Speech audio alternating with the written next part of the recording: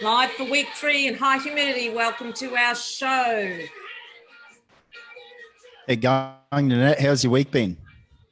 Brendan, I've had a very busy week and it's been good. The seniors of my school had returned, years 11 and 12, so I quite enjoyed having them back. I had missed them.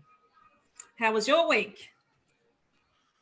Yeah, look, doing a fair bit. It's been a good week.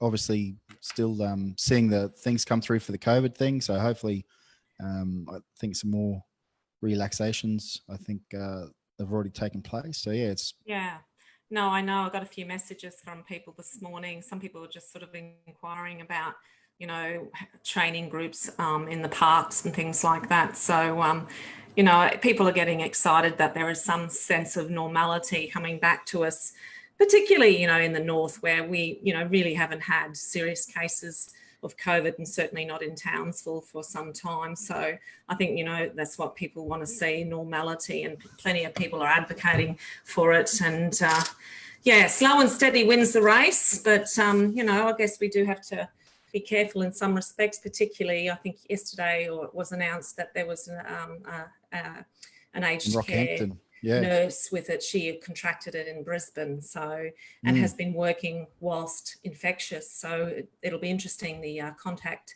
tracing. Yeah, to see what actually happens from there. Yeah, I have. It's a bit disappointing. I think she's been stood down. Which is a bit unfortunate for her, obviously. And it's one of those things. Obviously the second wave, people will continue to talk about the second wave that could happen. So that's no, that's right. I mean, sick. You can still stay at home, and but the one thing I think that needs to keep getting pointed out, us in North Queensland, we could have avoided all this if we shut the border early on. Quarantine the north. Just quarantine the north. And I think moving forward, I think it's a perfect opportunity for to get that segregation happening if need be. Whether it be another outbreak or we can't essentially get caught with our pants down next time. I don't think people can afford it. I totally agree. And, I do believe that at the beginning where there was a lot of uncertainty and a lot of unknowns, that the response was good. But as time progressed, it told me that the one size fits all model of managing it. It hasn't worked. It doesn't work. And it highlights what happens, I guess, in a small way, or as an analogy for other decision making that happens for the state. And that's what's really disappointing. But we'll be able to talk about this some more because we have a special guest today, an absolutely really interesting man. It's quite good. Like, obviously third week, and to get, I think to get a senator in the third week, and it's just no ordinary senator. I think this man, he's been described as an attack dog. He's a bull terrier. He's been described probably from another side of politics as a nuisance, purely because I don't like him with the way that he sort of uses facts. I think he's good. I've met the man. I've met Malcolm a few times, and he's always good to talk to. So whether he remembers me or not, but no, it's good. Good to get someone like this on I here. think it's wonderful that he was just so willing to come on our show up front. And, as we invite people to the show, it is about giving people a voice and giving people an opportunity to ask questions and to really dissect not just the politician, but the man behind the politician. So, everybody has a backstory. Everyone has a story that shapes them. And I found that Malcolm's story was quite interesting. I mean, he's the son of a Welsh coal miner, and he grew up in India, which is even more remarkable. And I'm going to ask him about the model coal mine he built in his backyard. When he was a kid. So that's sort of an obsession, I think, with coal mining. But he now lives in Brisbane, and I believe he went to Brisbane Grammar School as well. So he was educated for the most part. I believe, in Brisbane. But, you know, everyone does, like I said, has a backstory that shapes them and makes them who they are. And of course would, you know, certainly impact upon, you know, the views and the ideology that they develop as a human being. And I wonder how much of that shapes who he is as a senator. But without any further ado, Brendan, I think we should bring him on board, and he's just waiting in our little waiting room. So let's bring him in. Good morning, Malcolm. Thank you very much for coming on our show. It's wonderful to have you here. It's nice being here, Nanette, and you're looking radiant today, I must say, smiling. Oh, always smiling, yes. Life is good. Love it in the north. Queensland. And, yeah, that's right. A lot of sunshine. Hey, Malcolm, how are you going, mate? G'day, Brendan. Nice to see you again. Where did we meet first? Proserpine, wasn't it? Proserpine, yeah. You do remember. You do remember. Yeah. Oh, I well could say done. something like you're hard to forget. Yeah. No, All it's right, good, mate. Malcolm. I just have to point out first up, it's you know, for anyone that comes on the show, it's good, and for someone I know that like yourself who would be busy, it is much appreciated to you know, to give us some of your time. So it is greatly appreciated. So I hope whoever does watch this and listens gets a fair bit out of it and understands you know, understands a bit more of your background and understanding and how you think. So it'll be good. Okay, thank you. I have to appreciate the fact that you guys put questions to me that indicated you've done some research. Yeah, so absolutely. That's wonderful. We can have a good old chat instead of being wary about being trapped and all the rest of that rubbish. Yeah, no hard questions, and not at all. But we wanted to start with, like I was saying at the beginning of the show, I think it's really valuable to see more of the story behind a person, particularly a politician, your backstory and who you are, what made you and shaped you to the person that you are. And of course, you know, I have a firm belief that, you know, obviously the lens through which we look at the world is largely shaped by our experiences, particularly as we're growing up. And part of my research told me that you're actually the son of a Welsh coal miner. Yes. So, and you were born in India, and you spent a number of years in India, and then you ended up in Queensland, correct? Hunter Valley, then Queensland, and then all around the place. Yeah. Yeah. And go on. Yeah, the thing you've missed there, and I'm surprised. Okay. Being a teacher, you've missed it. The first 6 years are the critical periods for the formation of both character and intellect, and they shape us right through. Yes. And we can change them with a lot of effort. But I really appreciated Maria Montessori, and she's you'd be familiar with Maria Montessori. Yes, and the Montessori schools. Yes. Yeah, she's arguably the person who's done more work on human development and human behavior than any other person ever in history. And I was very lucky in India to be, as part of an expat community, we were taught by Italian nuns who used the Montessori philosophy, and that taught me about process. So I always look at process. So I noticed that later on in your life you actually did voluntary work. I was going to ask you about the Montessori connection, but you did work with the Montessori organisation, didn't you, later on? Yep, very, very rewarding here and in America. I was on the board for the International Montessori Council, and thoroughly enjoyed working with Tim Selden and the Montessori teachers here in Brisbane.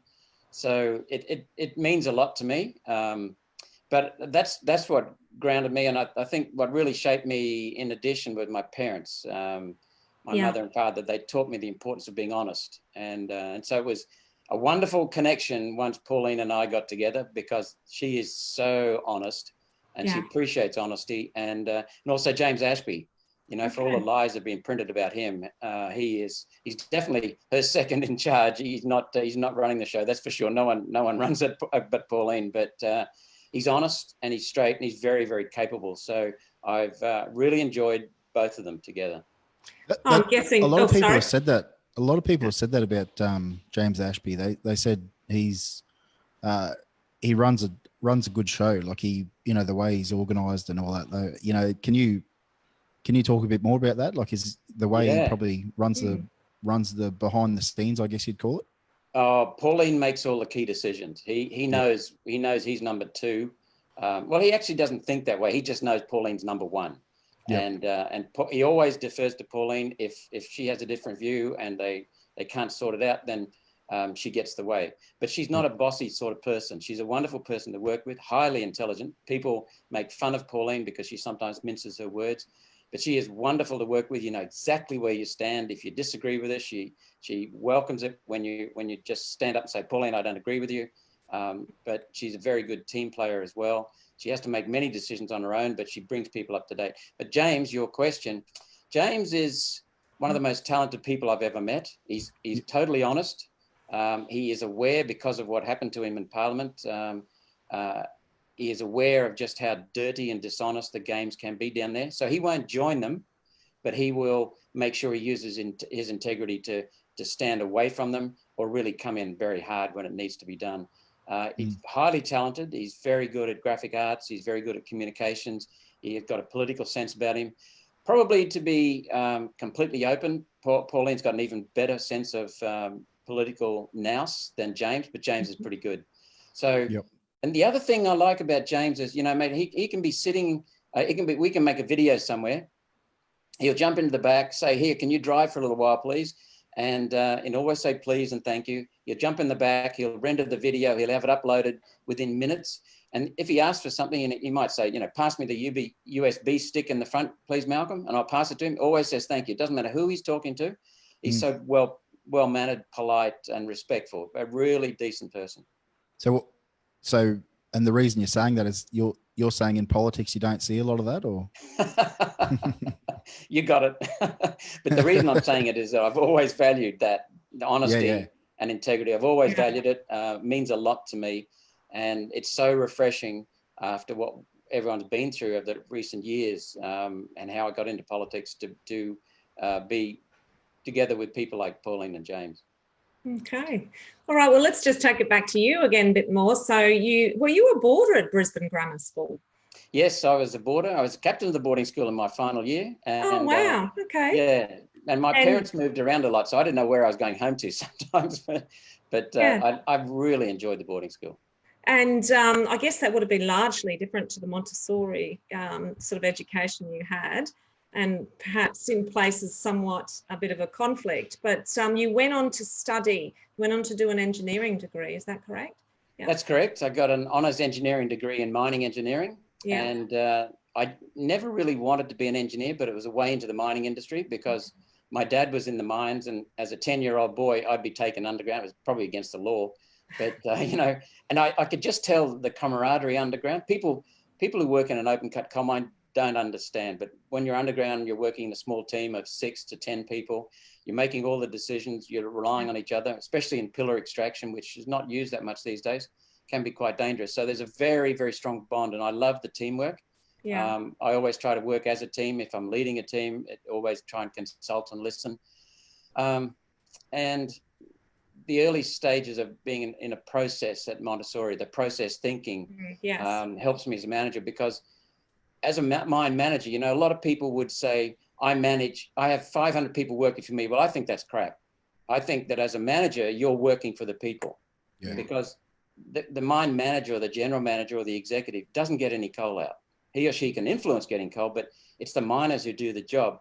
Now, part of that serving is also to provide discipline to those few people who can't provide their own self-discipline. But most of the time it's really working well with people, and Australians are wonderful to work with. So what I did over the school holidays, I realized that the place to be was at the coalface. So after graduating, I decided I better go and learn something. So I worked as a miner at the coalface for about 3 years, mostly underground, but around the country. And that taught me a lot about practical mining and about people and interacting and how people like to be led, because Australians, they love good leadership and they respond extremely well, but they don't just suffer poor leadership, they tear it apart. So it's really important. And I think that's a big problem in our country today. A lot of leaders expect people to serve them rather than the other way around. Yeah, well, that's an interesting point. And certainly one of the questions I have that I was going to ask later, but I think it'll slot in lovely now, is, you know, tell us about some of the strongest leaders that you think we have at the moment, the best that we have, both maybe federally and state, just from your observations. I really don't think we have many strong leaders. Okay. I have respect for some politicians. Pauline would be the prime one. I have respect for Craig Kelly. because he stands up and speaks what he thinks, and he always is based on facts. Gerard Rennick, the new Liberal senator for Queensland, LNP senator, he impresses me, but I'm just wondering how he'll go when he gets up against the machine. He's got a good brain on him. I think he's got strength of character. I'm pretty sure he's honest. So Gerard and I have clicked so far, but we haven't done much together yet. Andrew Hastie, I think, has got leadership material because he's gone through the hard times in the armed forces. He's, I think he's honest too. He didn't have to, but he chose to back down once, which I didn't like on the climate issue. But really, Nanette, I don't see much in the way of leadership in this country, and especially Labor and Liberal and the Nationals, because they just collapse and they give into the globalist agenda, and they're not serving the country. And they seem to think that government is here to control people rather than to serve people. So sadly, your question, I can't give you much hope. That's fair enough. And I really appreciate your honesty. You know, to some extent, I would agree with you on some levels. So you could probably push into that question. Do you think the two major parties, or call it the three major parties, have failed both Queensland and Australia, or? Without a doubt. Our country was phenomenally successful before our federation and our constitution in 1901. It continued being successful because of the constitution, Brendan, right up until about 1923. And that's the year when the first governor of the Commonwealth Bank, which was our People's Bank, a public bank, was also a central bank. That's when he died, suddenly and unexpectedly. And then the major banks started to whittle it away, and the Commonwealth Bank eventually became a nothing. And it took us through the First World War with no debt. We emerged from the First World War with no debt, with infrastructure being built. We had about 5 million people back in those days. We built much of our major infrastructure in Sydney and other places. We had a government that served the people largely, and we had the number one. We were number one for income per capita. We were the richest people in the world. And then we had Justice Evatt, who helped form the UN. He was a Labor senior minister. He went and helped form the UN in 1944, and it's been a slide downhill ever since, because we've just handed over stuff. Bob Catter is a good person to talk to about this as well. He agrees, and we have handed over governance of this country, sovereignty of this country. We've handed over our independence to interdependence, which means that if I'm interdependent with someone else, I'm dependent on them ultimately. And so we have swapped our independence for dependency. We've lost our sovereignty, we've lost our economic sovereignty, and we've got terrible governance. It's really bad. So the slide really started from 1944 and went downhill because we've handed over to other people. A lot of people listening, a lot of people, and I guess this is the hardest thing, when you start talking about, we should get out of the UN and we should do this, and the two major parties have failed us. Unfortunately, the rusted on voters for those two major parties generally don't understand it, and they said, a lot of those politicians get in there, and they start off with good intentions, but then they got to listen to the machine and all that sort of stuff. Do you think? How do we convince, or is it essentially voter by voter, or how do we convince people that, unfortunately, there might be some good people in those parties, but unfortunately, through signing up to the UN, we've essentially handed over the keys to them, and now we're just getting towed along, as opposed to where we were before 1940. Well, I think what you're also asking, Brendan, from what I can hear, is what can we do to turn this around? What can we do to take back our control of our own country? I mean, I think there is a big percentage and a growing percentage of voters out there that are undecided. They don't know what to believe, and of course the media machine every election gets into full swing. Things, you're told things, whether or not those things are delivered.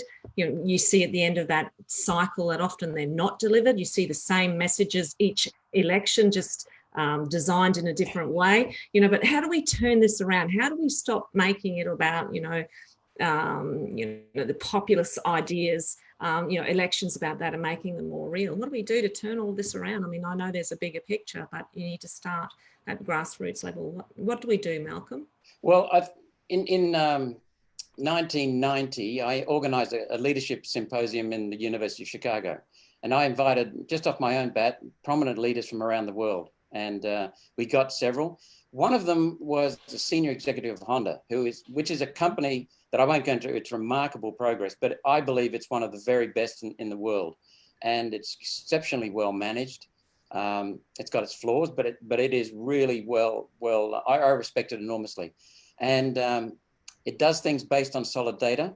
But he stood up and he said, and when they entered motor racing, they usually dominate very, very quickly. So what I'm saying is they've got an established track record, very, very competent people. And at one time, every major auto manufacturer's boss said that the company he admired most was Honda. Mm-hmm. So they've got a track record. So the senior executive for Honda, he said the secret to Honda, one of the secrets, is not fantastic people. We've got good people, but mm-hmm. the real secret is we believe that no one's heard until we've told them 9 times. Yeah. Okay. Because it takes that long to sink in. Now, Brendan, you're absolutely right. It is so frustrating for me. The party that has destroyed land use and the land use rights of farmers in this country more than any other party is the Liberal National Party. There is no doubt about that whatsoever. It started with John Howard in 1996. I voted for John Howard. I thought he was fantastic. I even wrote him a letter at the end of his prime ministership when he got knocked out saying, thank you very much. 6-7 years later, I wrote him another letter saying, basically, I withdraw my thanks because I've learned what you've done. He destroyed farmers' property rights, complying with the UN's Kyoto Protocol. Now, Brendan, I could sense your frustration because I've told many, many Liberal national people, especially the farmers, that, and they go, oh, yeah. And then within 10 minutes, they've forgotten all about it because they're just rusted on. But, you can talk to farmers like Dan McDonald. You can talk to farmers like Alan Parker. They understand these things, whether it's Charleville, North Queensland, Southeast Queensland, they understand. But we've got to get that spread across. Water being destroyed by the Liberal Nationals and also the Labor Party.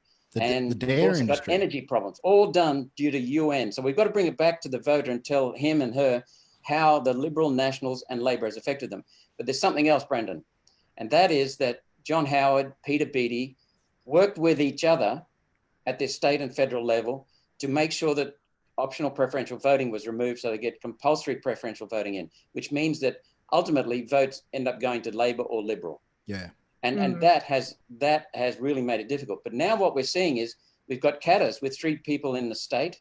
We've got One Nation with 2 people in federal, 1 in Queens, 2 in state, New South Wales, 1 in Queensland, 2 in WA. And what we've found is our vote is going up and up and up every election. So we're now in the 2-party preferred. So what it really means is that if you're dissatisfied with the politicians you have, then change the way you vote. If you stand up and vote for a minor party and give other minor parties the preferences, because we have to do that. Because the real sovereigns of our country are the people who vote. That's in our constitution. So we have to take responsibility. All right, then let's just go back to also, Brendan was mentioning about, have the LNP and the ALP failed us. Let's have a little bit of a focus on Queensland. I mean, you're Senator for Queensland. The focus on North Queensland. Malcolm, do you believe that North Queensland and Central Queensland has been failed by the 2 majors? The whole country has been, and North Queensland in particular, in 2 ways, Nanette. Northwest Queensland and North Queensland generally punch well above their weight. In terms of national income, they generate way more per person than most regions in the country, certainly more than the cities. Yeah. So that's established. So what they end up doing is providing a lot of revenue for the state, a lot of revenue for the federal government, a lot of taxation, but they don't get the services back. And things like coal-fired power station. North Queensland needs a coal-fired power station because it's a long way from the south. And so you have transmission losses. But we need that reliability, that cheapness. We need all of the energy regulations removed that are distorting our market. Yeah. We need to get back to competitive federalism where the states are doing most of the work. Because right now we've got, at state level in most states, we've got bludgers running the joint. What they do is they hand decisions to the federal government because the federal government has taken most of those in the last 74 years, 76 years. And that's not the way our constitution runs. The way our constitution runs, most of the important decisions are made in terms of daily services are made at the state. That gives us competition. It's like when Sir Joe, who I do admire enormously, he's a real national, not like today's nationals. Now, Sir Joe, he abolished death duties and estate taxes in Queensland. 1977. It's the example I use all the time, Malcolm. But yes, tell your version for the people that are listening. This is a fundamental power of decentralizing or, competitive federalism. Exactly. So what happened then was people moved to Queensland to die. That sounds funny, but that's what they did, because they knew then if they died in Queensland while living here, more of their money would get to their family descendants. My research on that, in the first year that this came in, people were so worried because the coffers, the state government coffers were looking like they would lose something like 25 million because of that, the death tax. But within a year, Tasmania had, apparently there was a small study done, and Tasmania actually transferred, something like 11 million in capital in that 1 year. So people left Tasmania and came to Queensland. They bought real estate. They, invested big time. It ended up being a major win. And to some extent, people say it was the birth, or the more so, of the Gold Coast. But it was a huge win for the Queensland government. Yes, and what happened then, of course, was it forced all the other states to remove their death duties and estate taxes. And then significantly, Bill Shorten and some members of the Labor Party last year, in running up to the federal election campaign, floated the idea of levying a central state duty, death tax. You'd never remove that. So what happened in 1943, I think it was, in the Second World War, the power to levy income tax was taken from the states to the federal government. States appealed. I can't remember which. 3 of the states appealed. They lost. And what's happened is that power has gone to the states. Now, to the federal government to levy income tax. Could you imagine what would happen if the states levied income tax and the federal government didn't, and instead the states gave some money to the federal government? Then you'd have the federal government working for the states, whereas right now it's working for itself. So I think more than 50% of of state revenue in 1994, so I don't know the figures now, but we're way over, were coming from the federal government, which means that the federal government puts restrictions and guidelines on how that money is to be spent. So who's really running Queensland?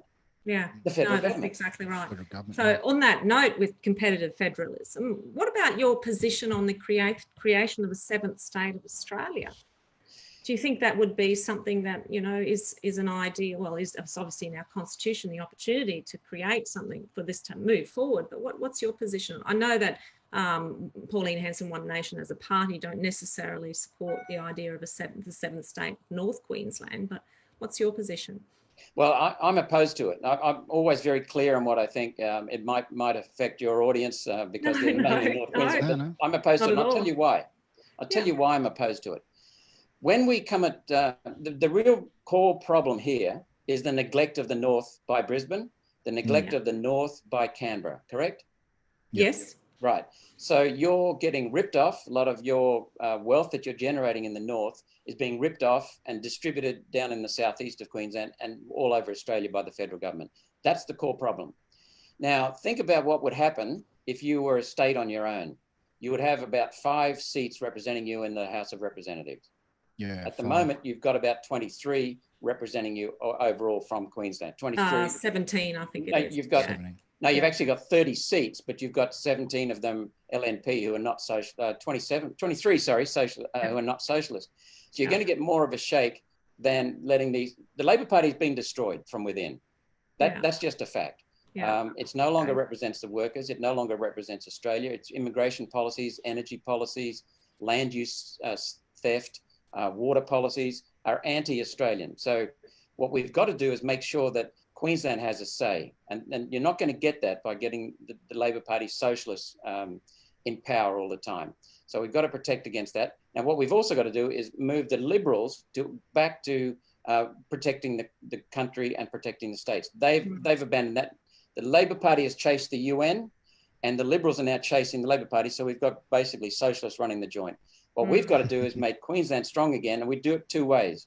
So rather than papering over the issue and having a weak, politically weak, small area in North Queensland, have a stronger Queensland. And you do that by a couple of ways. First of all, voting for the Katters, voting for One Nation, voting for the independents. That's the main way we get Queensland back on track.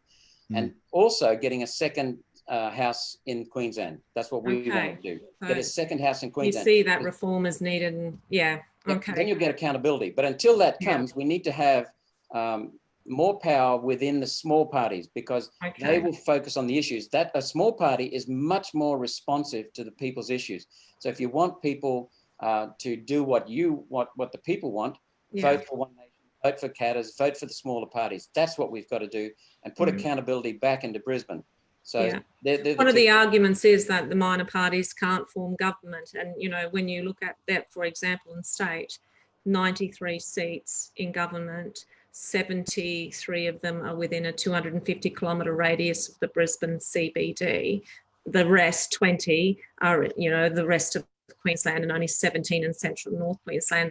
That real political voice is lacking, regardless of which political party you're in, because people are voted in to represent their electorates.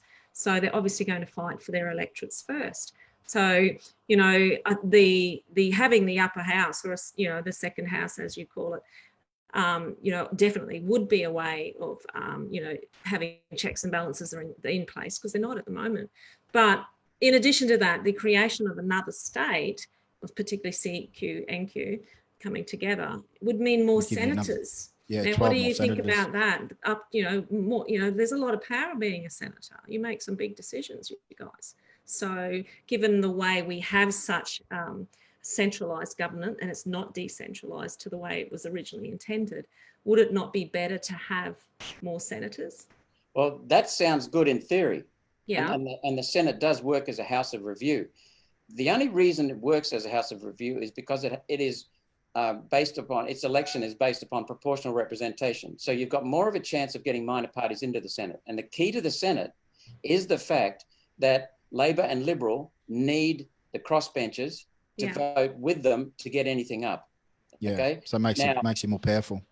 That's right, but there's no opportunity for the minor parties to get out of hand and do wacky things, because they'll still be outvoted by Labor and Liberal.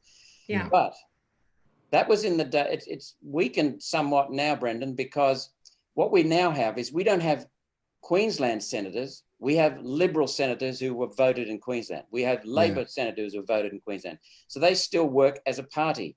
So you'll notice that whenever I start a speech, I always start with, as a servant to the people of Queensland and Australia. I'm doing that to remind the other people in the Senate that they're here, elected by the people, to do their work. The other reason you'll notice on most of my stationery, except for the stuff that was printed by mistake early on, that my stationery says I'm a senator for Queensland. Yeah. And then underneath, I'm in One Nation party. You know what I mean? Most people say they're a Liberal senator, they're a Labor senator. No, you're a Queensland senator. So one of the things I had a brief talk with one of the Liberals is to have us sitting in the Senate in states. But the reality is nothing would change for North Queensland simply by becoming North Queensland and Central Queensland, because you would just have more Liberal senators and Labor senators going, as well as some crossbenchers. The better thing to do is to get Queensland strong again. And if you look at the disastrous job of the Palaszczuk trad government in this current term, the fact is that if the Liberal Party had the guts to encourage their voters to give us preferences, we would have had another 3 to 4 seats in Parliament.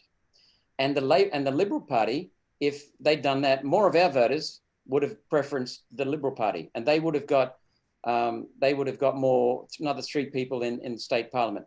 Okay. So as it was, we just got a Labor Party in power. If the Liberal Party had been sensible and honest, then we would have had a strong Liberal Party needing One Nation vote in Queensland Parliament. We would not have had the theft of property rights, the increased theft of property rights. We would not have had the terrible abortion bill that Trad put through. We would not have had the vegetation laws. We wouldn't have had the soil runoff and nutrient laws, which are just based on crap. And so what Labor does is the removing of handguns from the rural communities. Labor governs based upon basically bullshit. It spreads lies to get the Southeast vote, and I mean it spreads lies. And so what we could have had was a Liberal government with support from One Nation, not a coalition, but then what happens is for the Liberal Party to get any legislation through, it would need the support of Kaddis, 3, would need the support of One Nation, say 4 or 5. And then you've got real power, but you've also got control against any minor parties hijacking, because you've still got the major votes in the Liberal and Labor Party. So the ideal is to get more One Nation and Kaddis people into Parliament, and then have that cross power, because then they are needed to bring some sense back to the southeast corner, which hijacks the rest of the state. I've always argued there's a real place for minor parties in government, and it is about that healthy, strong debate. And only last week we interviewed Nick Demetto, member for Hinchinbrook, and he was saying the same thing. That healthy, good debate seems to have died. That needs to be in there, because it's nothing but refreshing and good ideas. Some of them which might hold, some of them might not, or some angles that people haven't thought about. And that debate is necessary. Would you agree with that? Yes, very much. You've got to look at what drives people, the systems that drive people, and they're sometimes very subtle, and they're not seen so easily. They're intangible quite often, the most powerful systems.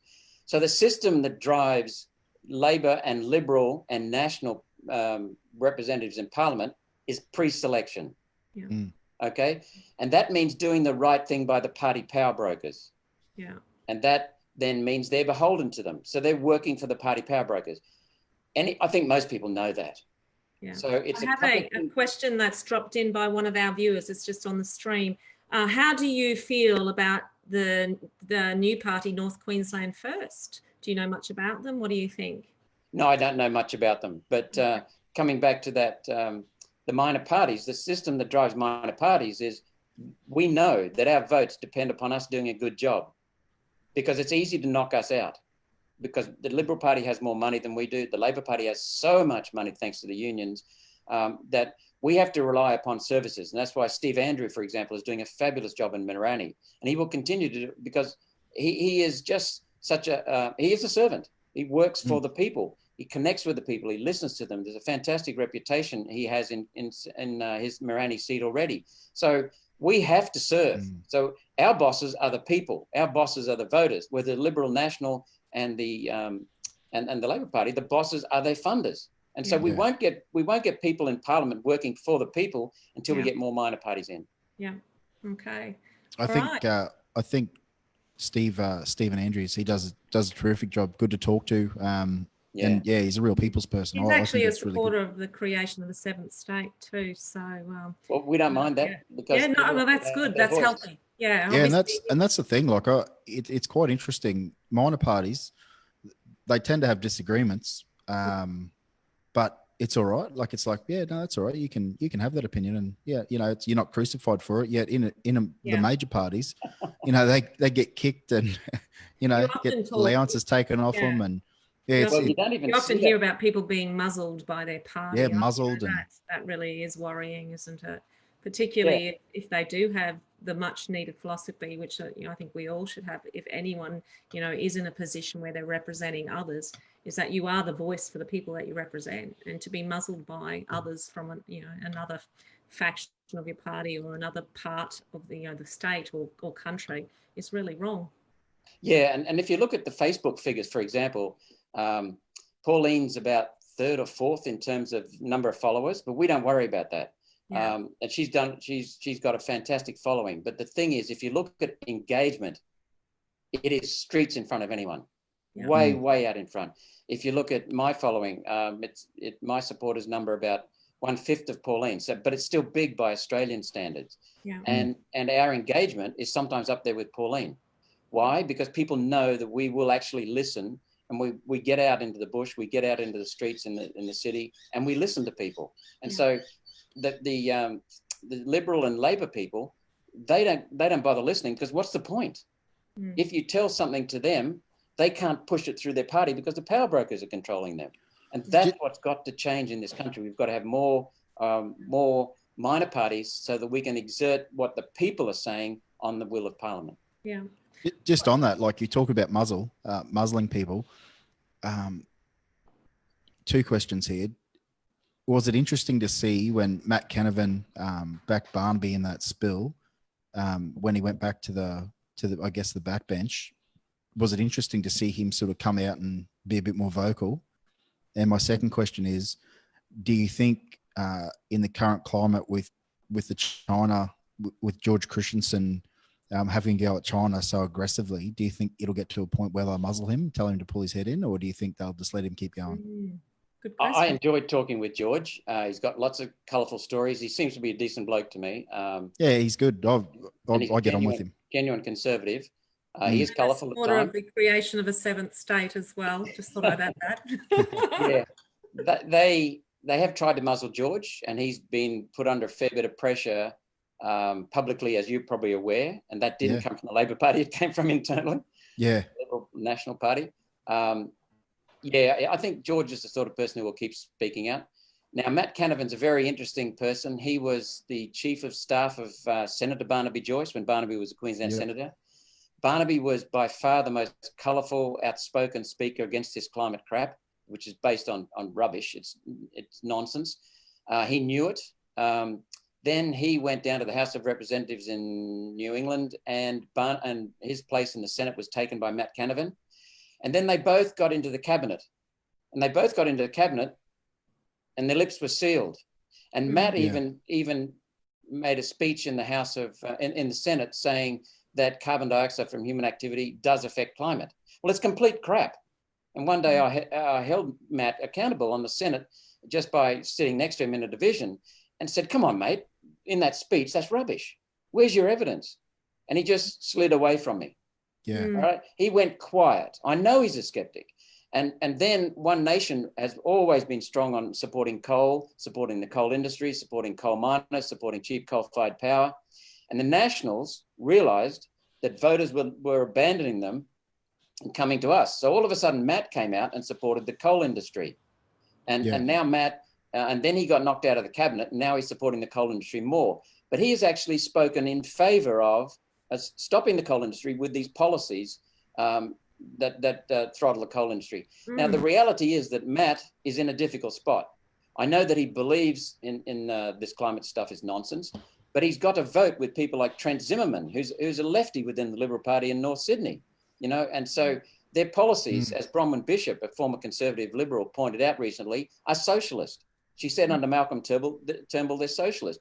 So Matt is in a difficult position because he votes like a socialist, like the Labor Party and Liberal Party, but he sometimes speaks in public now as if he's not. But the reality is he votes that way. So the Nationals have got to make up their mind what they want to do. Are they going to be with the Liberal Party and heading down the Labor Party road, or are they going to stand up for the bush? That's what people want to see, because the policies of the National Party right now are destroying our country. Well, and it's quite interesting. I think it was 2001 when they deregulated the dairy industry, and so we get to 2020, and now finally you've got the Nationals coming out and saying, "Oh, deregulation, shouldn't have been done. It's wrecked the industry." And I what really annoys me is they were the ones who did it. They've let it fail, and now they're trying to stand beside the dairy farmers and say, we're going to look after you. And it's like, well, you're actually the ones who stuffed the whole thing up. And the worst thing is, farmers and people will believe that, oh, look, they're here to save us. Good on these people, and yet they caused the issue. Yeah. Go and talk to the people in southern New South Wales and northern Victoria, mate. They've had a gutful of the Nationals. They've woken up about what the Nationals have done with water policy. The thing that destroyed water policy in this country was the Howard Turnbull 2007 Water Act. That absolutely gutted it. It says in the Act, I've read nearly all of it now, I'm just about to finish the rest of it. It says that one of the aims of the Howard Turnbull Water Act in 2007 was to make sure we fulfill our international agreements. What the hell are we doing that for? That shouldn't be a part. That shouldn't be a prominent part. And it's repeated 3 or 4 times that I've read so far. We shouldn't be doing that. They're UN agreements. that we should never have signed in the first place.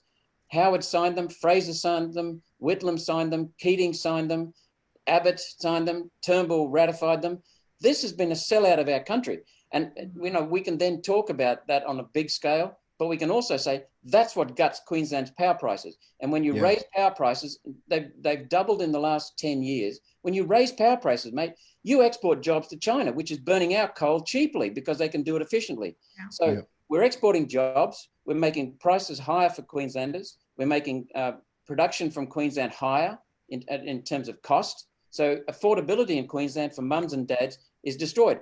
And that's a fundamental aspect of the state government and the federal government, not just the federal. So water policy, it's the same. The state government is now charging people exorbitant prices for water.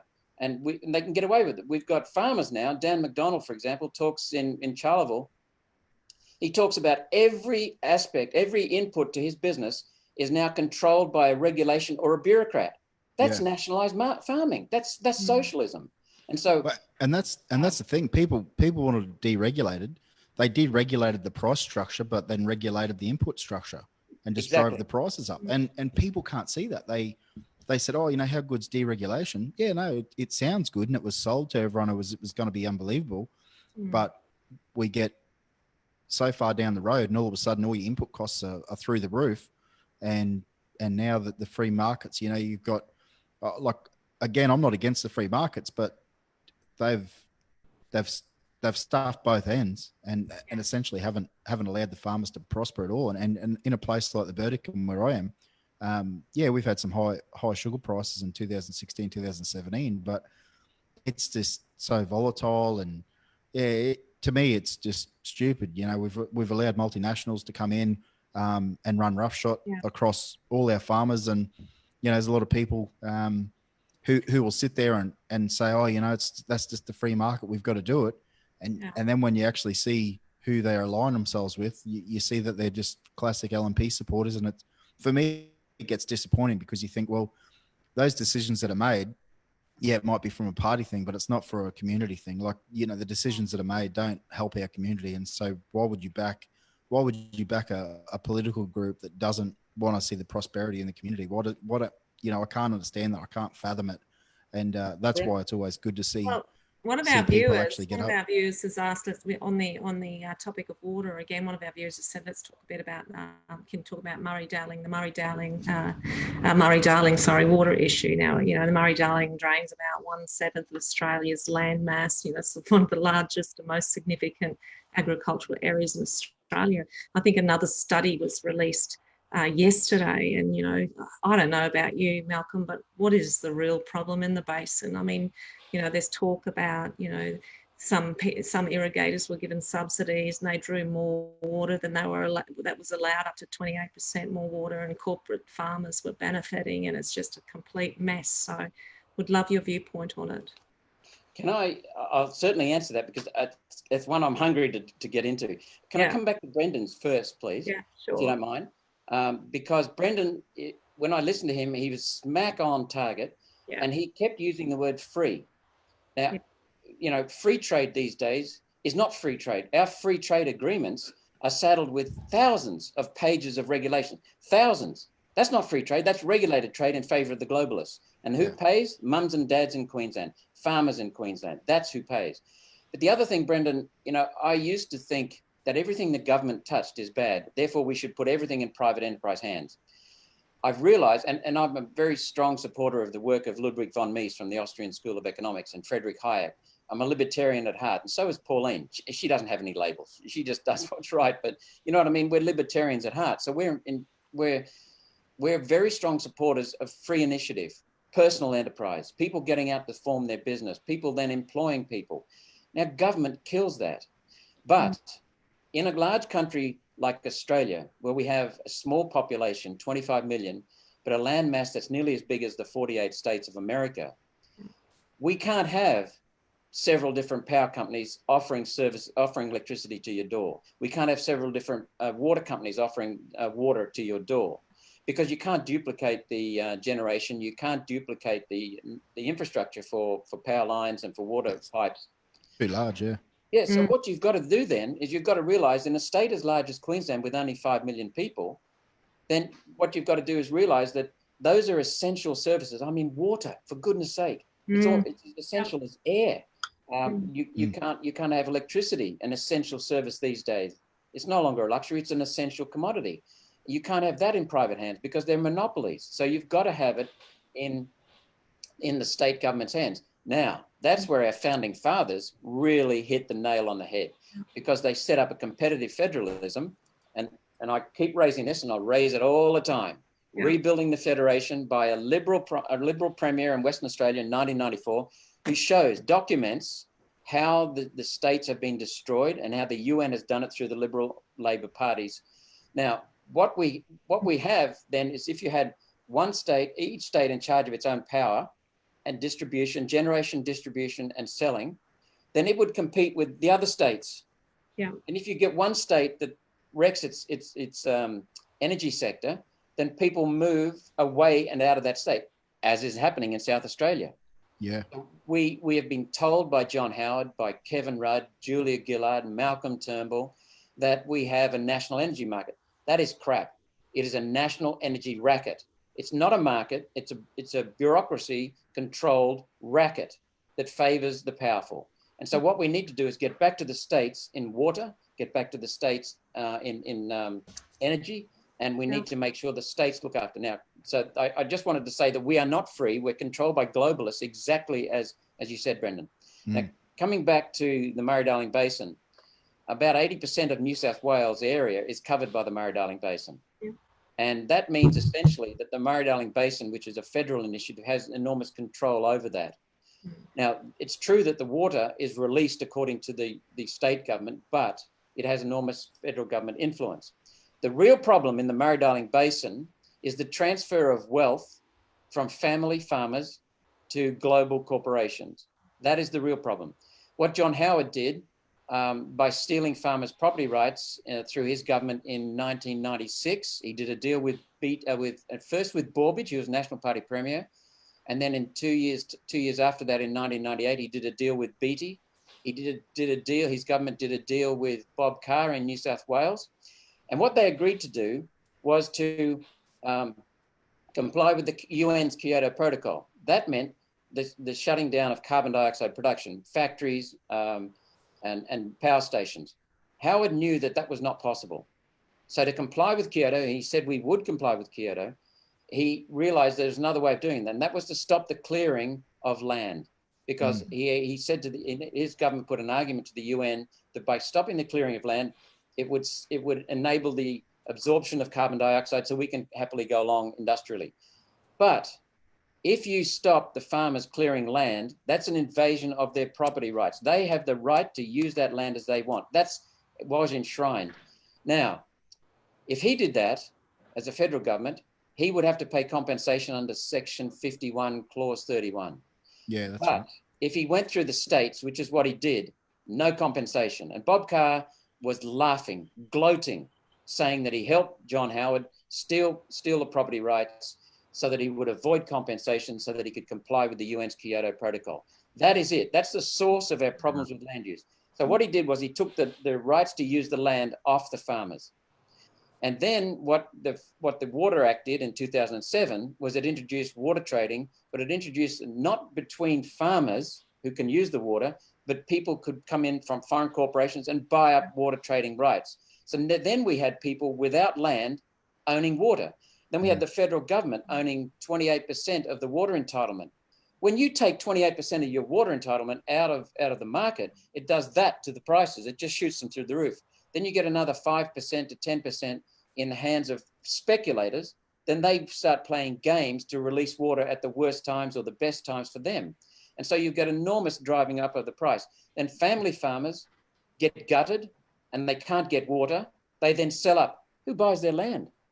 The global corporates who have the damn water rights. And so what we've done, thanks to the Liberal Party and the Labor Party, is we've taken water from the family farmers, we've taken land from the family farmers, and we've transferred it to the globalists. And that's what's going on in the Murray-Darling Basin. That's it in a nutshell, plus enormous amount of corruption. So that's the guts of the Murray-Darling Basin. It's a way of stealing land And you know, Brendan, the Greens push this, the Labor Party pushes it, the Liberals push it, the Nationals push it. But the reality is, for the environment, who's the best one to look after the land? The farmers. The family farmer. Yeah. Because the family farmer, if he or she guts their land, rapes it, wrecks it, they lose the value. They have got nothing to hand on to their kids, or they can't sell and go and retire on the coast or whatever they want to do. So the family farmer is the best environmentalist in Australia. Their livelihood depends upon it, but they're the ones getting shafted and gutted by environmental laws that are destroying the Murray River, destroying lots of land in Queensland and in New South Wales. South Australia is just a basket case environmentally because of the Murray-Darling Basin Authority. Yeah.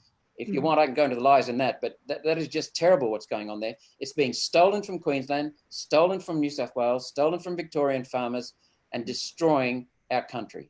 Yeah. It's funny, you touched on the fact that, essentially the states have buggered up all the farmers with all that sort of stuff. One that's really interesting is they say, I think there's an old saying that the state government's the worst neighbour to have because their national parks are so run down.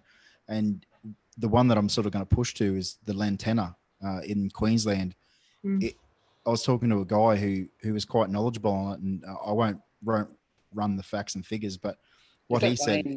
Wayne, I've forgotten his second name. He's down. I think he's down near Boona. Oh yeah, somewhere like that. Yeah, he was a great guy. Yeah, and what he said, because it's been left for so long, the state government left it so long, and each year it sort of doubles, and so, like the problem just doubled. Now it's a $1 billion problem, not just $1 million problem anymore. It's actually gotten that big, like the problem's gotten that big that now it's actually come, the Lantana outbreaks actually come off the list of pests because now there's a certain percentage and the state government's gone, well, we couldn't control that if we wanted to. And so now we're just going to leave it, So when you got state governments that, they're meant to be for the green, they're all about the environment, mate, they've done more damage to the environment purely through not allowing farmers to try and manage their land, stop clearing, stop all this sort of stuff. And it's just stuff that, like, when you get, people don't understand Lantana, but when you go and start talking about bushfires, well, Lantana, when it actually catches a light, it sort of half explodes and gets into the treetops and so they've created these problems. They've created bushfire problems because they didn't allow farmers to manage the land correctly. And it's just, they get on TV and people are crying and going, oh, we need to do more land clearing. We need to do more for climate change. We need to do more for, global warming. The fundamental stuff, let them look after the land, and you won't have bushfires that are so serious. It's quite simple stuff, and yet they make it so technical, with their fear mongering and, that's what it. There's another problem that you're funding, I'm funding, Nanette's funding, everyone who's watching this is funding, and that's carbon farming. You can go out west from Brisbane and you can see where farmers have abandoned the land because their farming is not profitable anymore because of their restrictions, because of the control of the banks screwing them, because the banks don't have any competition. We can talk about that in a minute. But the other thing is that then they get some money dangled in front of them, and they're in desperate straits, got a drought, so they sell their land, part of their land, for carbon farming, which makes the rest of their land not viable either. Then they leave, and foreign superannuation funds, foreign corporations come in and they buy this land and they take carbon credits, which you're paying for as a taxpayer, which you're paying for as an electricity user. They get these tax credits, and that's carbon farming. It's complete nonsense. And so what happens is they don't manage their land. The feral animals get out of control. The noxious weeds get out of control. And who pays to manage that? The people next door to them on the adjoining properties. Yep. And so it increases the cost of their production, makes them more likely to go out of business. It also increases the cost of food for the people in the city, in the Greens electorate. And so what we've got is the taxpayers are funding the destruction of farming in this country. The taxpayers and energy users are funding the destruction of farming in this country. I know someone from the Katter Party, I've forgotten her name, lovely person up in Townsville. She owns a property, and she was telling me last year that she was not going to irrigate for fodder because it was costing too much to pump the water because of the electricity charges. And so we were in a drought. We need fodder. you know, and she wasn't going to make it. And so I know a farmer in central Queensland around Mondial Way, same thing.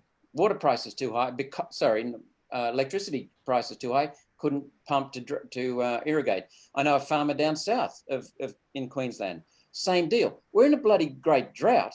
Yeah. And we've got farmers saying they're not going to grow fodder because of stupid government policies. Yeah, no, that's right. Let's talk about fuel now. Fuel's another topic that we're interested to hear from you more about, of course. And I was actually looking at the prices in Townsville. The cheapest fuel in Townsville is actually wonderful and cheaper than Brisbane and Sydney, but not Emerald and Mount Isa, of course. Yeah, we've got E10 at 85.9 cents. 91 at 87.9 and diesel 99. But let me tell you why. I've got a brand new fuel station, the United Liberty, for anyone who's listening, on Charters Towers Road. They've opened up, and the other stations aren't quite as low. But let's talk about fuel. You know, where do you think we're at as a nation? You know, how do we sit? I mean, I'm told that we've got like 3 weeks of reserves, and, you know, we see prices and we look at the competition and how, you know, often in our southern parts, you know, the fuel is a lot cheaper than the north. I mean, keeping in mind, you know, that obviously distance plays a factor here, but, you know, I was looking at Emerald and Mount Isa today, and same prices for E10, 91 and diesel is $1.39.9 in Mount Isa for all three. So I'd love to know your thoughts on fuel and fuel prices in Australia. Well, first of all, I'm going to say that we're supposed to have 90 days worth of fuel stored. That's what the OPEC. Sorry, Brendan? That's what the OPEC rules or something, is it? Yeah, something. I can't remember which institution. Yeah, but something some like, international group. 90 days. We've got around about 21, I believe. Yeah. Now, recently, the Energy Minister, Angus Taylor, made a big splash saying, because oil prices are down low now, we'll buy a lot of oil and we'll get our reserves up to 30 days. But he didn't tell us that there's no bloody places to store that oil in Australia right now. So they've done a deal to store it in America. Yeah, they've stored it all in America. That hasn't been brought to shore. How does that work? So if someone's intercepting our sea lines, we can't get access to the oil anyway. Yep. So, I mean, this is the stupidity. On the other hand, we've got Northwest Shelf gas, which is one of the most abundant resources in the world. We've got coal. On a per capita basis, we've got a lot of coal. We haven't got so much coal when you compare it with America's reserves, China's reserves, Russia's reserves, but per capita, we've got a lot of coal, last us a long, long time. We can convert that to oil. But at today's oil prices, it's probably not going to happen. But the point is, we should be doing something about that for our own security. We can get Northwest Shelf gas. We can pipeline it across the country. We can put refineries in each of the capital cities. Why the capital cities? Because of the big population base.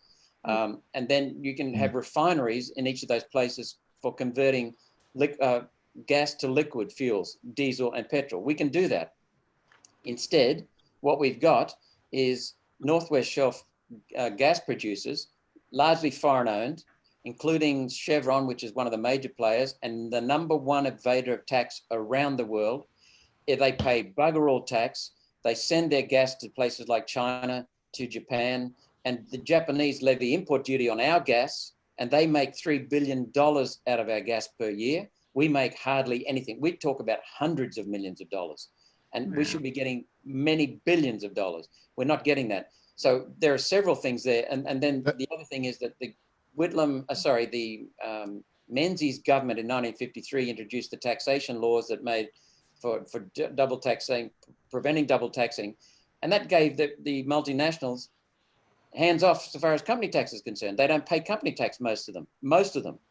And then Hawke in the 80s, when he was in power, he changed the petroleum rent resources tax, and that made it possible for the Chevron and the like to never pay tax.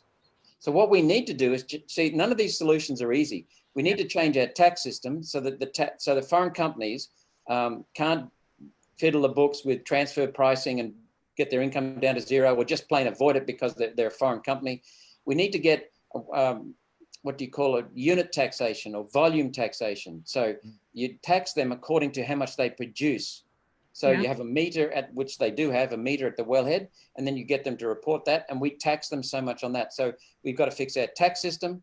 to capture foreign multinationals and make sure they pay tax, because they're using our defense forces to protect their rigs, using our educated people, they're using our facilities, and the roads, they're our not paying rail, tax. everything.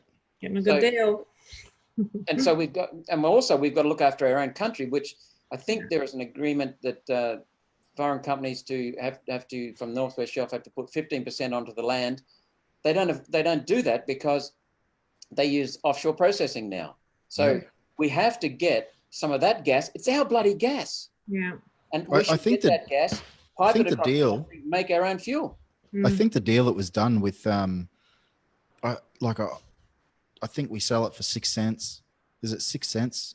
And then we buy it back for $15 or something. Like Robbie Catter told me about it, and it was ridiculous. Like the deal was done and we all thought it was good, but now the cost has just gone through the roof for us, and it's just ridiculous. Like the actual gas cost in Queensland is just out of control. How can we possibly be the world's biggest exporter of liquid natural gas and have some of the highest domestic gas prices in the world? You can't. Yeah, no.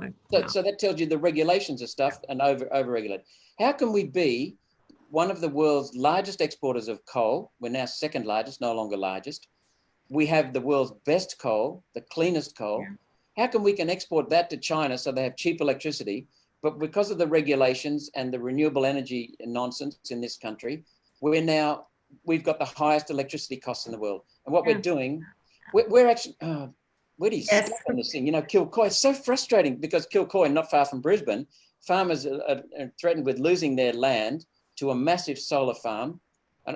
Should call it solar industrial complex. It's not a farm. Farm's too nice a word. And they're going to destroy that land. They're going to pollute the water supply of Brisbane if it goes ahead. And get this, we are paying a Chinese company to do it. They're taking subsidies from us to do that if it goes ahead. They're already doing it in other places.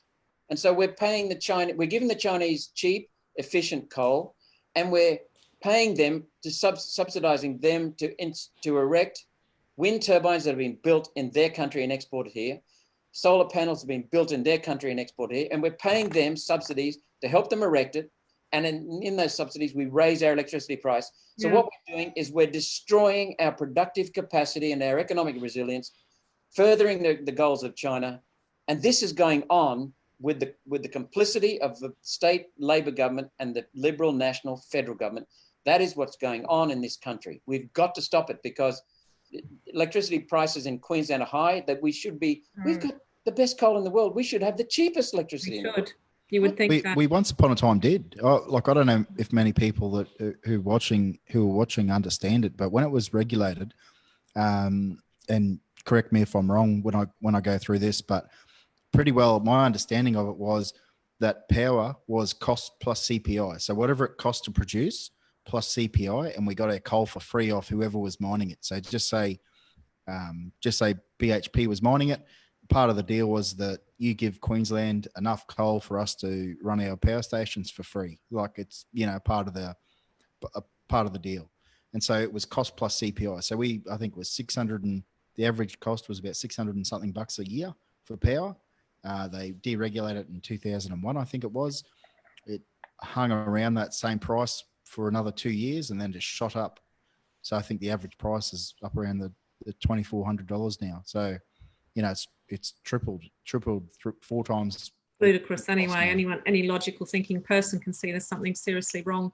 But can I say, Malcolm, what I am sensing just from the general public is this real shifting wind when it comes to China and our trading with China. And, is this because of COVID-19? And let's talk about COVID-19 implications. Do you think that might be a little bit of a shift and more of a focus now on, what we can do in industry and manufacturing particularly as well in our own country? I actually feel as though, if there was at all an upside to what COVID's doing, it may be waking us up a little bit with what's happening with, the globalisation agenda. Yes, definitely. If I just come back to Brendan, he asked me a question, and I can confirm, Brendan, that Stanwell Power Station, when it was built, my father was the managing director of Curragh Queensland Mining Limited, which built a large coal mine fairly nearby in central Queensland. Now, what he said to me, and I still remember it vividly, he said that they got the license or the authority to mine that coal at Curragh because the basic foundation of the contract was that they would supply so much to Stanwell at a very cheap price. That was steaming coal. And I said, how does that make sense, Dad? And he said, well, it's really simple. Curragh's got very good high quality coking coal as well as steaming coal, right? Steaming coal for the power station. He said, we can't just have the risk of the coking coal market changing. So we see this as really good upside because we'll export the high priced coking coal to the Japanese and the Koreans and help them develop, but we'll have a baseline of cheap, low margin steaming coal, Brendan. And so the suppliers of the coal, the miners of the coal, were very happy to do that at a cheap price. It gave them extra risk management. So you're quite correct. That's the kind of thinking we need to have. What I think Joe pretty much set that up. Yeah. And we could deal with Joe again. Coming back to manufacturing, we recognize that as tragic as COVID is, and it is a serious problem, it's been made to be a much, much more severe problem than it should be. But in terms of economic impact, it's really hurting now because of the way it has been mismanaged. But one of the things we recognized very early on is it's exposed the lack of security in our country, economic security, manufacturing security, masks, ventilators, medical supplies, drugs. We source a lot of these in China. The Minister for Aged Toilet paper. Care. Sorry? Toilet paper. Minister for Aged Care, Richard Colbeck, he admitted in the Senate back in March that the centre, one of the world's largest producers of personal protective equipment for medical supplies is Wuhan. Yeah. And that's shut off to us. So what it's exposed is our vulnerability. I said it a little while ago. We've had the globalists, we've had the Greens, we've had the UN telling us we need to be interdependent so that we're all dependent on each other. Lovely little come and sing Kumbaya in the corner. We'll be right. Interdependence is another word for dependency, because if I depend upon you for some things and you on some things depend upon me, then I'm dependent upon you for some of those things. So you know what I mean? So destroyed our independence. We used to have fish canneries and export around the world. We used to have cars that we exported. We used to have so many products, electronic products. We made lathes that we exported over the world. Now we import all of these things. Our seafood industry is, we've got a tiny population, the world's largest continental shelf fishing zone. We import 3/4 of the seafood we eat. Where do we import it from? China. So what has happened, Brendan, is we export our good stuff over to them. Correct. But what's happened, Nanette, you asked the question, is that we have complied. We have handed over 36% of our coastline and into marine parks, which are largely either controlled directly by the UN as World Heritage Areas or indirectly through national park guidelines, right? So we are one country, we have more than 1/3 of the world's national parks. What about China? It's fishing completely openly and exporting its seafood to us. We import more seafood from China than from anywhere else. Number 2 is Thailand, which has a tiny coastline. So what we've done is destroyed our country's manufacturing due to energy policies, which drive up the price of coal, electricity in this country, hurting families, hurting farmers, hurting manufacturers, exported jobs. We've got to rely upon people importing goods now. We've destroyed our productive capacity, our economic resilience. So what we've been saying in my office, and Pauline, is we've been saying, if that's the level where we should be, Australia through globalist policies has slumped down to here. Yeah, it's way down. Now we're down here, way down because of COVID. Now the government's talking about coming back to here. Rubbish. We need to talk about getting back to here. We need to talk about getting ahead of that, because we were the highest per capita income in the world up until about the 1920s. The highest, and now we're out of the top 10 and heading out of the top 20. So you would look at someone like Donald Trump and with what he's done in terms of manufacturing, trying to get manufacturing back into the United States. You would look at someone like Donald and say, what he's done's good. Yes. He's a colourful character. Not everything he says is believable, but at least he's passionate about his country, and he's patriotic. Exactly. And it's much more important to be a patriot than a globalist. The globalists 100%. are wrecking the joint, and then they're doing it so they can move capital around the world to whichever's cheapest in terms of regulatory structure, which is China. See, the Chinese produce using our coal, our iron ore. They've developed their country. They don't have the human health and safety regulations. They don't have the workplace regulations. They don't have the environmental protection regulations and the consumer protection regulations, these things, and they export their products down here, and we welcome it in, and yet they're given a free hand, and our people have all of those regulations on top of them.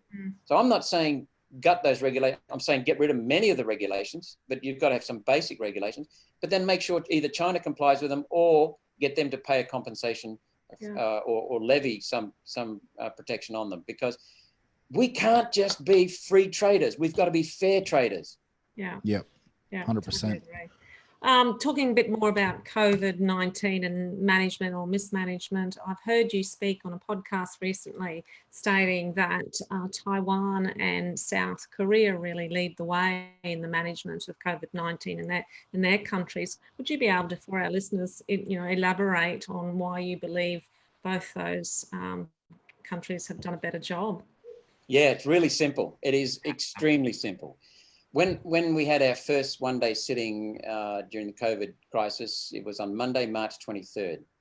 And I said there, on the previous day, the Sunday, the 22nd, when I arrived there, we drove down. I could see people in Canberra just going about normal business. And I recognized that it was very, very important to get on top of it health-wise. They're really important, two important things health-wise. Not just limiting the number of deaths, Nanette, but preventing the overwhelm of the healthcare system. Because once your intensive care unit is swamped, which is what happened in New York, happened in Spain, happened in Italy, happened in France, happened in Britain, then even people without COVID who have suffered a car crash or some other serious disease, they are then denied treatment. They die from that cause. So it's very important to get on top of it. So I said to the government, and I think that they already knew this anyway, but I reinforced that we need to be very, very strong on the health. Yeah.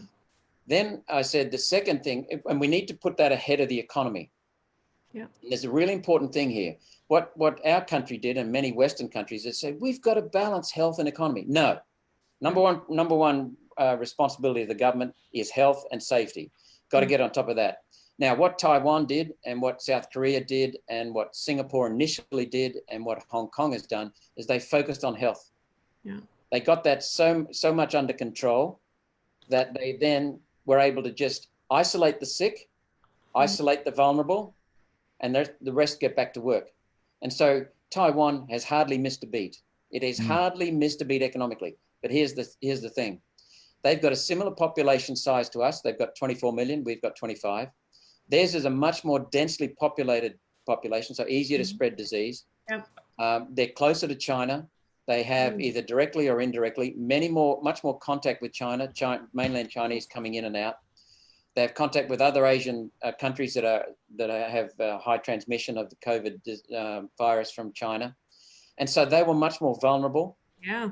And yet, in the time, and we've done a phenomenal job of locking down. Yeah. But we've had about 100 deaths around the country. Similar population. They've had a tougher job. 7 deaths. 7. Yeah. But the more significant number, and that's a wonderful number, but a more significant number is that their economy hasn't missed a beat. Because what they did was they went hard on the virus, locked down the sick, locked down the vulnerable, and the rest stayed at work. Israel did the same thing. Israel had specific criteria. If you're over 70, lockdown. If you're 50 to 70 and you have certain diseases, lockdown. If you're 30 to 50 and you have certain vulnerabilities, partial lockdown. If you're under 30, go to it. Do whatever you want. South Korea, their challenge was even harder because they admitted that they were sloppy up front. They started to get away from them. And then what they did was they did what Taiwan did, lock down the sick, lock down the vulnerable, rest get back to work. They've hardly missed a beat as well economically, but where they're suffering economically is because their markets, which are Europe and North America, have suffered tragically. Yeah. So that's why we needed to lock down the sick, lock down the vulnerable, and let the rest get back to work. Yeah, yeah. Do you think we should have Australia should have been locked down quicker? Sorry? do you think Australia should have locked down quicker, like in terms of when it first outbroke, bang, shut the borders, and then used anyone that actually wanted to come back in, use like a, detention center, I guess you'd call it, like Nauru or somewhere like that, where we should have filtered everyone through those places?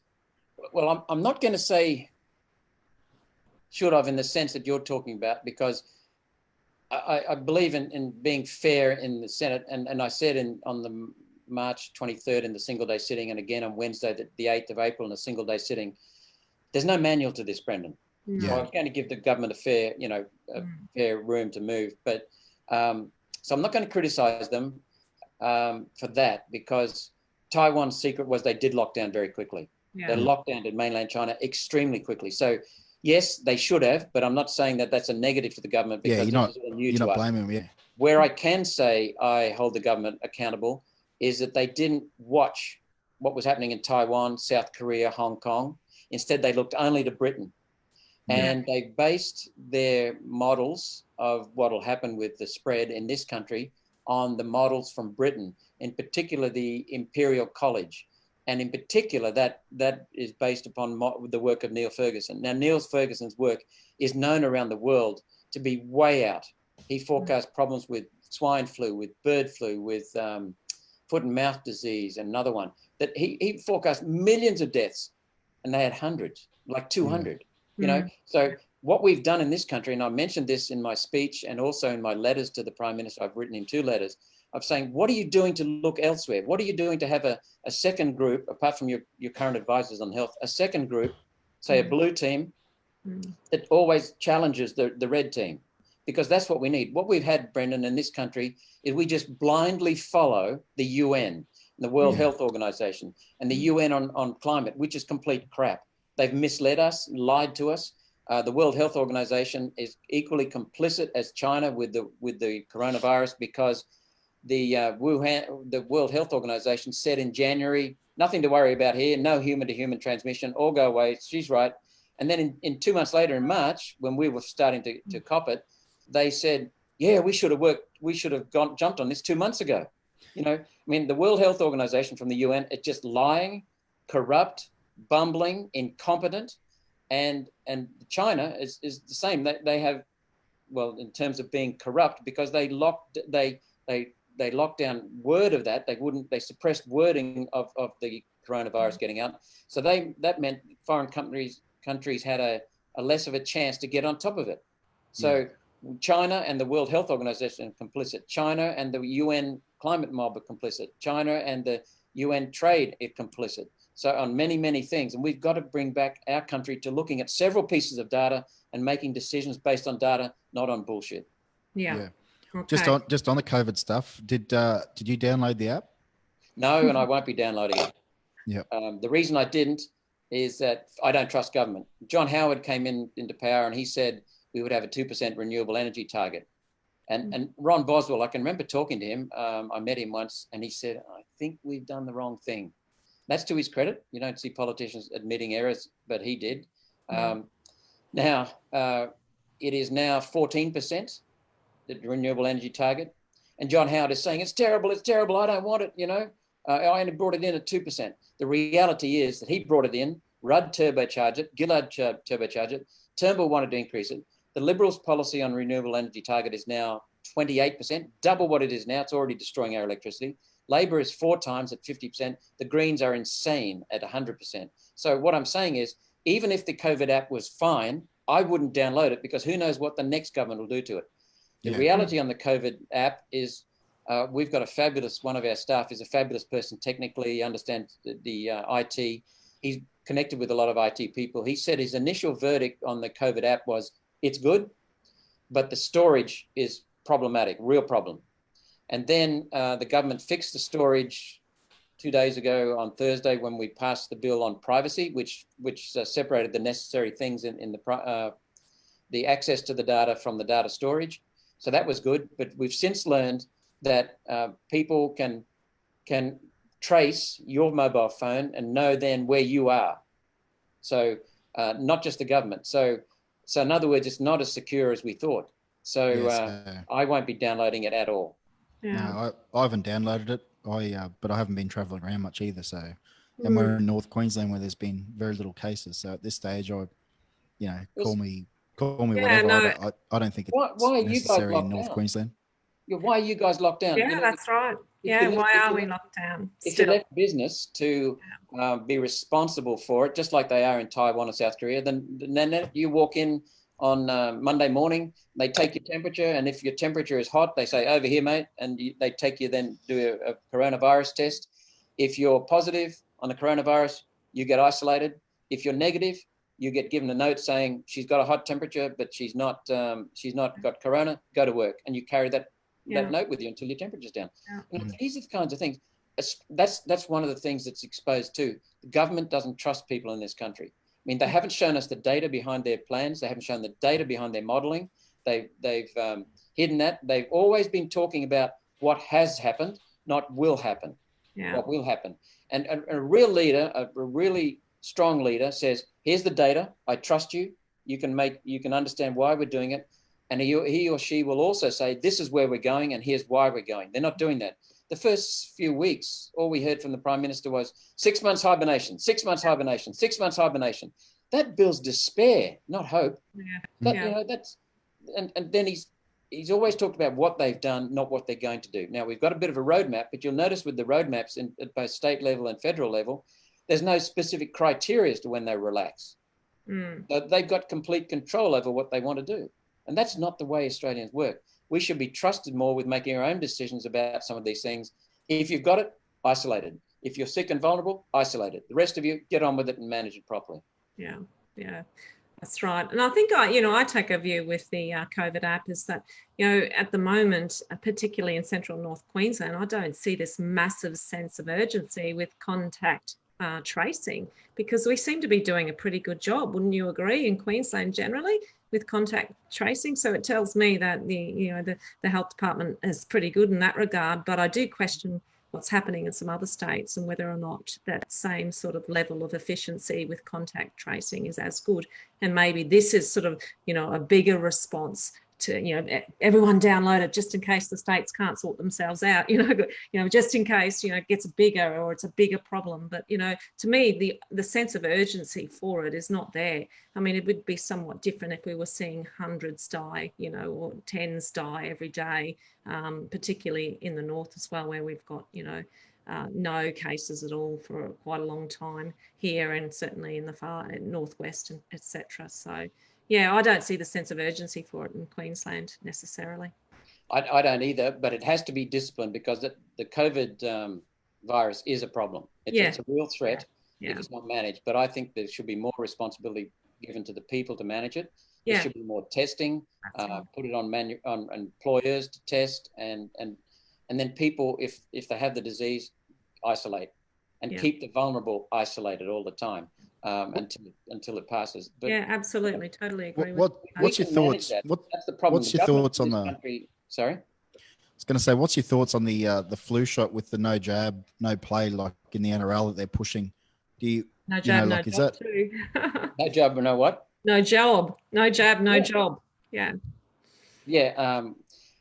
I'm not in favour of compulsory vaccination, compulsory medication. There is a code called the Nuremberg Code. I only just found out about it recently. They're not sure who developed this. It was the one of the judges potentially who judged the Nuremberg trials for the war atrocities that were perpetrated by the Nazis. The Nuremberg Code's first number one point is that you don't put anything in someone's body without their permission. Okay, and that is fundamental. So good on Bryce Cartwright for standing up. There shouldn't be anything like that. So we shouldn't have, I believe in body autonomy. We must be free to do with our bodies what we want, and government cannot tell me what I must do or must not do with my body unless it infringes on someone else's liberty. And the other one is freedom of choice. And that's probably a more significant thing. You remember I said a little while ago, our level of performance in the 1920s was up here economically. It fell to here through mismanagement of our country since 1944. And then it's fallen to here with the COVID. We don't need to just get back to here. We need to get back to here and use our resources properly so we can get up to here. We can lead the world again. There's no doubt we've got the resources, the people, the potential, and the opportunities. What we also have to do is not just get our economy back to where it was before COVID. We have to get it up there. We also have to get our freedom back, our rights back. We've had our rights stolen in this country before COVID. We've had them stolen again. We've had gun laws, just willy-nilly gun restrictions put in place, as you know, Brendan, here in Queensland by same in Victoria, same in WA. Where is the data that says because of a virus, there'll be more domestic violence? That's what they were saying. Where is the data that says gun owners in particular are more likely? The reverse is the case. Registered gun owners are the most responsible, among the most responsible people in the world. That is evidenced everywhere. Hard data shows that. And so what happens in America, the cities where they have got very tight gun laws have the highest gun crimes. The cities with the most relaxed gun laws have the lowest gun crime because people are responsible. And so what happens in this country is that we're tied down on this sale of ammunition and sale of guns. And who got hurt? Farmers. Yeah. And they can't do their job. And then Palaszczuk relaxed that, but then put in other restrictions. Then they stopped the fly past. I mean, I've never seen a jet give someone a virus from 5,000 feet up. They have all kinds of regulations about movement being restricted, not done properly. People, those kinds of government infringements, they actually detract from the government's credibility, and then they detract from freedom. They're the kinds of things that are abuse of government. Yes. Do you think, sorry. I was going to say, do you think, moving forward, do you think people are starting? I know we're getting a few more people from minor parties into politics, but do you think, like, eventually it'll be that big inrush, like it'll go from 1 or 2 to 3 to 4 to 5 to 30, or do you think it'll just be 1 to 2 to 3 to 4 to 5 to 6 to 7 to 8? Like, are we going to see that just one time? It's just going to jump straight up, and those minor parties will then become the major parties. Do you think that's what will happen, or do you think it'll just be a steady thing over 50 years? Well, I don't know the future, and on things I don't know, I can only give you an opinion because I can't give a fair enough, a fair income, solid data-backed response. The only thing I know is that every election, One Nation's vote has increased, state and federal has increased, and that I think will continue because we have got the rusted-on Liberals. Well, here's someone, who was it? Might have even been John Howard. Said that back in the 60s, it was 45% of people voted Liberal, 45% voted Labor all the time, and 10% swung. And wherever that 10% went, they got into power. Then later on, it became 40%, and 20% swinging. And then it became 35. What's that leave? 30% swinging, right? Now, the Queensland vote for the Labor Party in the last Senate election was 26%, just on a quarter, okay? Yep. And One Nation vote went up considerably, even though we had, what's the big fella's name? Clive Palmer, take some of our first preference votes. Yeah. And also we had a number of people who said that they would normally vote One Nation, but they couldn't run the risk of Shorten. I mean, Shorten was a real problem. And so we had some people vote back to Liberal knowing that they'll come back. So I think the One Nation vote is set to continue increasing. It increased despite Palmer, despite the Liberals, despite Shorten rather. Our vote went up 3% at the last federal election, which was phenomenal. Every election it's increased. I think it'll continue increasing. I can't tell you how much. What I think will happen, Brendan, though, is that we have a number of our candidates now in the two-party preferred. You've got, Katters have got 3 seats in Parliament. We've got 1. I think that they'll probably keep going up gradually, looking at the trends. Yeah. Will it hit a trigger and take up quickly? It may do. I think that's going to be, probably this election will start to make that, in terms of if we can get more Katter and One Nation seats in Parliament, then people will start to see us holding them accountable. And once they see us holding them accountable, then more and more voters will come to the minor parties, I think. So I'm not going to be specific because I haven't got the data. No, that's fair enough. It's more speculative anyway. Yeah, no, thank you for sharing that.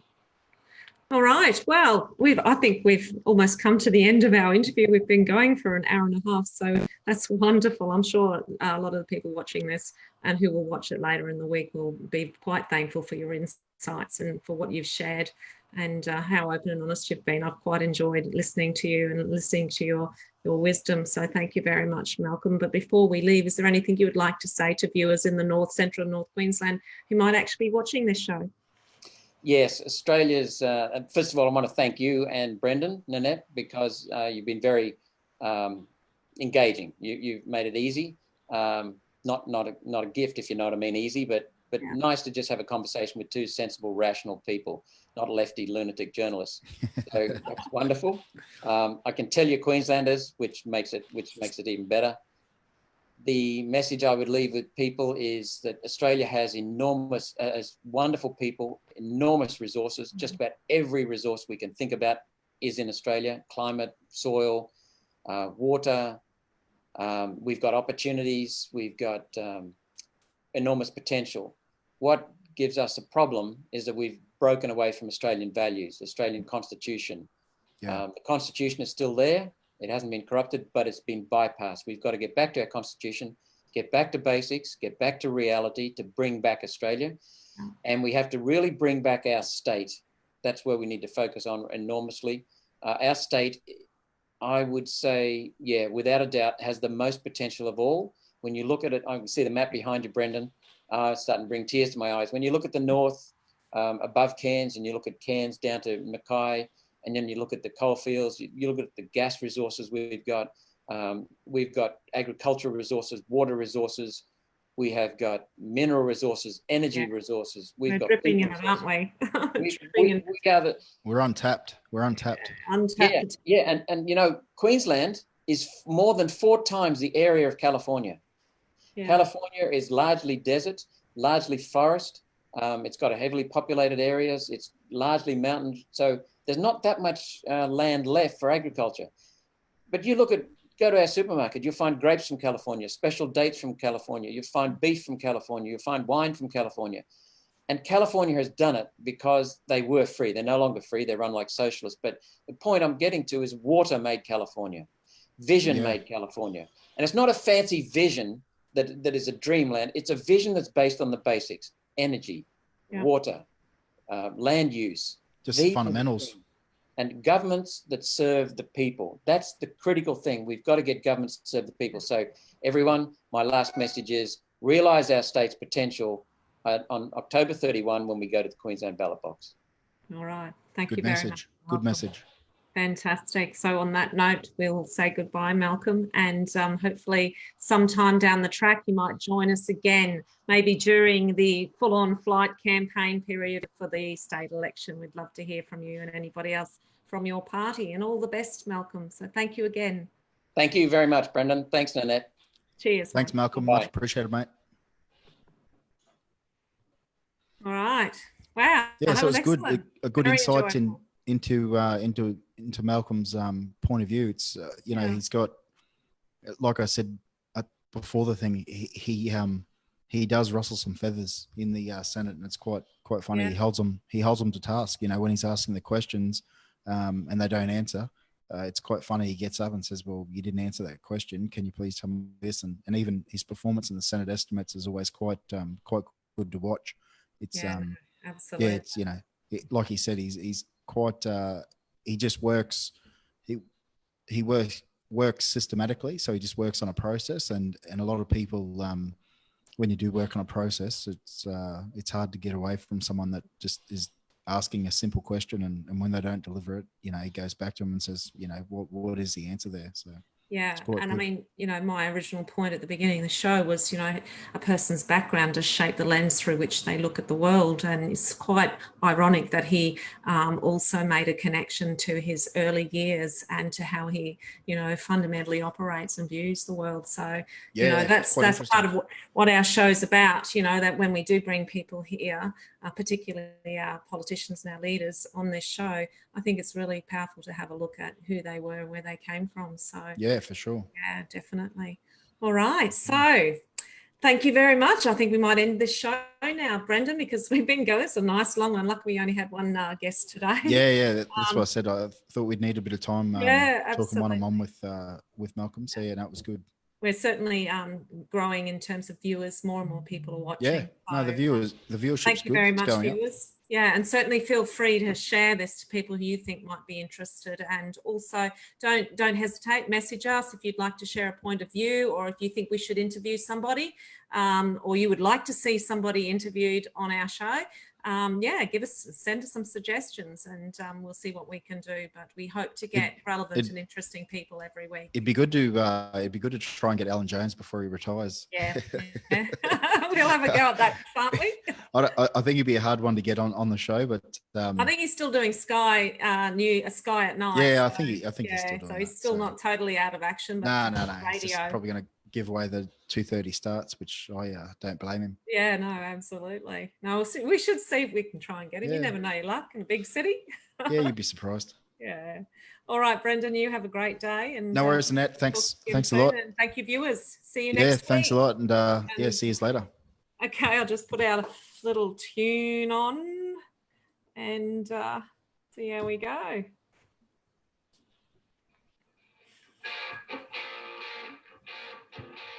All right, thank you, viewers. Yeah, see thanks you a lot. next week.